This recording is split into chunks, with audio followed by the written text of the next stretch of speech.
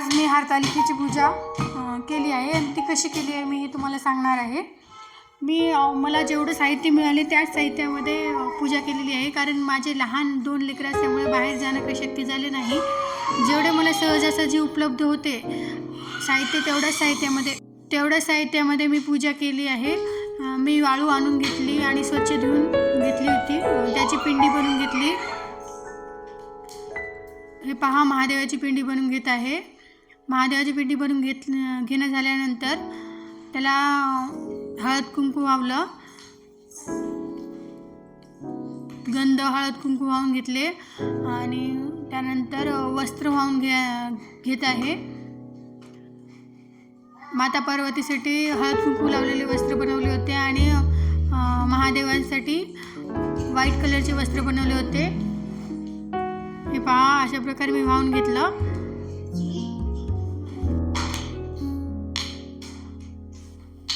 हे पहा, अशा प्रकारे दिसत आहे। त्यानंतर मी रांगोळी वगैरे काढून घेतली होती, धूप लावून घेतले। त्यानंतर मी 16 नमुन्याची 16 जे पानं जमा केले होते ते सगळं पाने वाहून घेत आहे। सगळ्यात पहिल्यांदा बेल वाहून घेत आहे। बेल वाहन झाल्यानंतर नंतर सगळे पानं वाहून घेते, कारण महादेवाला आवडीचे बेल असतात म्हणून स्टार्टिंगला मी बेल वाहले। बेल वाहत आहे पहा। श्री शिवाय नमस्तुभ्यम म्हणत मी बेल वाहून घेतले। प्रत्येकाची पूजा करण्याची पद्धती वेगवेगळी असते आणि आमच्या इकडे ही अशी पूजा करतात। फुलं कोणाला जास्त भेटतात, कोणाला भेटत नाहीत, कोणाला कमी भेटतात, पण नॉर्मली पूजा ही अशीच असते। हे पहा, 16 नमुन्याची पाने वाहून घेत आहे श्री शिवाय नमस्तुभ्यम म्हणत।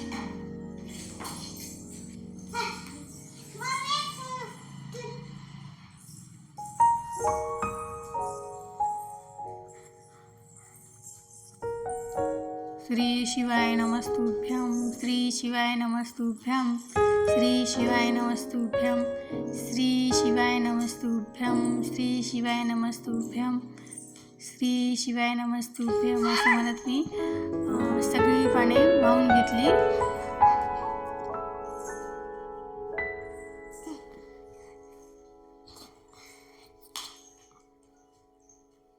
हे पहा,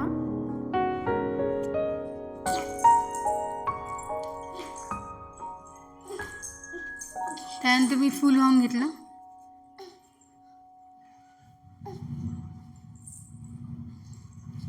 त्यानंतर मी फूल वाहून घेतले। हळद कुंकू रांगोळीवर टाकायचं विसरून गेले होते, मग नंतर मी हळद कुंकू पण टाकून घेतला रांगोळीवर सुद्धा।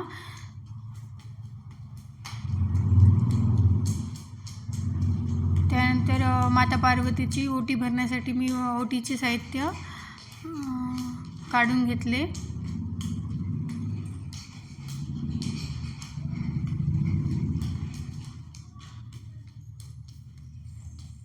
महादेवाची सुद्धा गणपतीची सुद्धा पूजा करून घेत आहे।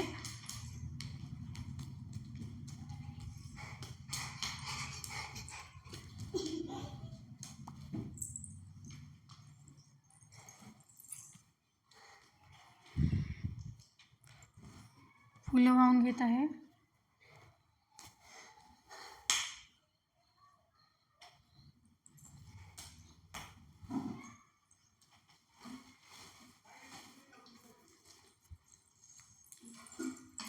त्यानंतर ओटीचे साहित्य आणले आणि माता पार्वतीची माता पार्वती देवींची ओटी भरण्यासाठी ओटीचे साहित्य हे आपल्याला बाजारामध्येच भेटतो, पॅक केलेलंच, तेच आणले होते मी आणि ओटी भरून घेतली माता पार्वतीची आणि नंतर आरती करून घेतली महादेवाची आणि पार्वती मातेची। आरती झाल्यानंतर मी नैवेद्य समर्पण करून घेतला। अशा प्रकारे मी